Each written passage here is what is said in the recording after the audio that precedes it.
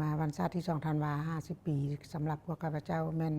มีความหมายความสำคัญที่สุดในประวัติศาสตร์เพราะว่า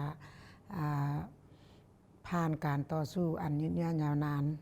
ยุ่งยากลำบากเสียเลือดเนื้อสติปัญญาด้วยการนำพาของพรรคประชาชนปฏิบัติลาวดังนั้นในวันที่2 เดือน 12 หรือ 12 ธันวาคม 1975ประเทศชาติได้รับการปลดปล่อยอย่างสมบูรณ์และสถาปนาสาธารณรัฐประชาธิปไตยประชาชนลาวขึ้นและลบล้างระบอบราชาธิปไตย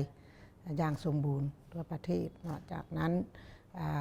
พรรครัฐก็ได้สืบต่อชี้นำพาให้การปฏิบัติหน้าที่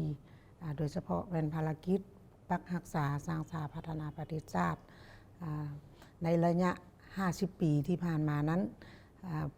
สปป.ลาวของพวกเขาก็ได้มีหลายอันได้รับการพัฒนาและได้มีผลงานอย่างล่วงหลายในรอบด้านเนาะเป็นต้นว่าด้านการเมืองพวกเขาก็สามารถรักษาได้เสถียรภาพสังคมเป็นระเบียบเรียบร้อยแล้วก็สามารถสร้างเงื่อนไขอันเอื้ออำนวยให้แก่การพัฒนาเศรษฐกิจสังคมส่วนเฉพาะด้านความมั่นคงป้องกันชาติป้องกันความสงบก็แม้นว่ามีความนักแน่นแล้วก็มีบาดก้าวใหม่อันนี้มันสามารถป้องกันสกัดกั้นการกระทำของกลุ่มคนบดีหรือว่าอิทธิปรปักษ์ที่หวังมั่งเพทำลายระบอบใหม่ของพวกเขานั้นและสำหรับทางด้านเศรษฐกิจนี่พวกเขาก็แม่นมีการพัฒนาอย่างต่อเนื่อง GDP ของพวกเขาก็มีการเพิ่มขึ้นในแต่ละปีเนาะคันถ้าเทียบใช้ปี1985ซึ่งว่าพวกเขายังบ่ทันได้มีการเปลี่ยนแปลงใหม่แต่เวลานั้นเวลาที่พวกเขาปลดปล่อยใหม่ๆปี1985นั้นGDP ของประชาชนของคนลาวเขานะได้เพียงแต่$114ต่อคนต่อปีดังนั้นมาฮอดปี2025นี้GDP ของพวกเขาก็ได้อยู่$2,135ต่อคนต่อปีเนาะฉะนั้นGDP นี้ขยายตัวอยู่ในระดับที่ 4.8% ต่อปีเนาะสำหรับปี2025นี้ก็มีการขยายตัวอย่างก้าวกระโดดคือกันเนาะถึงแม้ว่าลาวจะยังพบความยุ่งยากทางด้านเศรษฐกิจแต่ว่าภาครัฐหรือรัฐบาลก็ได้มีการค้นคว้าบรรดายุทธศาสตร์ในการแก้ไขความยุ่งยากโดยเฉพาะก็แม่นได้เอาเข้าไว้อยู่ในเป็นวาระแห่งชาติเนาะแล้วก็ได้มีการจัดตั้งปฏิบัติมติของกรมการเมืองว่าด้วยการสร้างเศรษฐกิจเอกราชเป็นเจ้าตนเองเพื่อสืบต่อสุขยุการพัฒนาเศรษฐกิจของเราให้หลุดพ้นออกจากความยุ่งยากและพวกเขาก็สามารถรับประกันได้ว่าพวกเขาจะบ่ได้ตกอยู่ในวิกฤตการณ์อันร้ายแรงเนาะทางด้านเศรษฐกิจแต่ก็มาเบิ่งรวมแล้วนี่ประชาชนลาวนี่มีความเบิกบานม่วนซื่นแล้วก็มีชี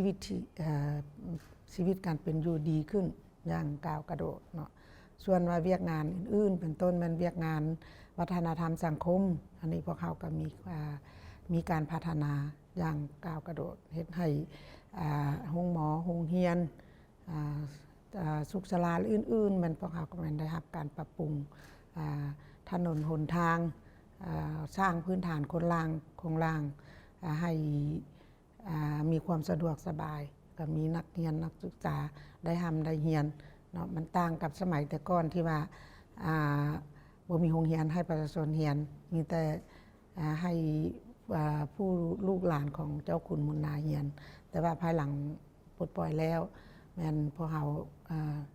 เปิดโอกาสแล้วก็สร้างสิ่งอำนวยความสะดวกให้ประชาชนลาวทุกคนได้มีเรียนหนังสือเนาะฉะนั้นแหละวัฒนธรรมเป็นต้นมันฮิตของประเพณีอันดีงามของชาตินะสีไม้ลายมือของบรรดาเผ่าของลาวนะก็ได้มีการฟื้นฟูอย่างอุดมสมบูรณ์ที่สุดเพราะว่า ลาวค่ะมีอยู่ทั้งหมด49ชนเผ่าเนาะฉะนั้นแต่ละชนเผ่าก็มีเอกลักษณ์ของตนเองฉะนั้นมันก็แสดงออกอยู่ในเวทีต่างๆหรือว่ากิจกรรมต่างๆที่พวกเขาก็ได้มีการส่งเสริมอย่างฟื้นฟูเป็นอย่างยิ่งเนาะฉะนั้นมันมาฮอดปัจจุบันนี้พวกเขาก็ได้มีอยู่4 แห่งที่ได้กลายเป็นมรดกโลกเนาะโดยเฉพาะก็อยู่หลวงพระบางวัดภูจำปาสักนะทงไฮหินนะหินน้ำนอถือว่าเป็นแหล่งท่องเที่ยวร่วมกับเพื่อนเวียดนามเนาะแล้วนอกจากนั้นก็ยังมีมรดกทางด้านวัฒนธรรมเป็นต้นก็มันผ้าไหมหลายหน้าเนาะหรือว่าเสียงแคนที่เป็นมรดกของโลกที่ว่าเป็นมูลเสื้ออันดีงามทางด้านวัฒนธรรมของลาวเฮากับพวกเฮาเนาะแต่เรื่องการศึกษาเราคือมาเรื่องการศึกษาพวกเฮาก็แม่นได้มีการพัฒนาอย่างต่อเนื่องเนาะจากเมื่อก่อนพวกเฮาบ่มีการศึกษายุ่งยากที่สุดแต่ว่ามาฮอดปัจจุบันพวกเฮาก็มีหลายระดับของการศึกษาเนาะมีนอกจากปริญญาตรีก็มีโทมีเอกอยู่ตามสถาบันของสปป.ลาวของพวกเฮาแต่ส่วนว่าเวียกงานการพัวพันต่างประเทศนั้นพวกเฮาก็แม่นได้เปิดกว้างการพัวพันกับสากลอย่างกว้างขวางตามนโยบายการต่างประเทศของภาครัฐคือสันติภาพเอกราชและร่วมมือต่างฝ่ายต่างได้รับผลประโยชน์นั้นมาฮอดปัจจุบันนี้นี่สปป.ลาวของพวกเฮาแม่นได้สร้างสายพัวพันการทูตกับต่างประเทศนี่มีอยู่151ประเทศแล้วก็มีการพัวพันทางด้านการค้ากับ163ประเทศเขตแคว้นและองค์การต่างๆก็อยู่ในโลกนี้เนาะ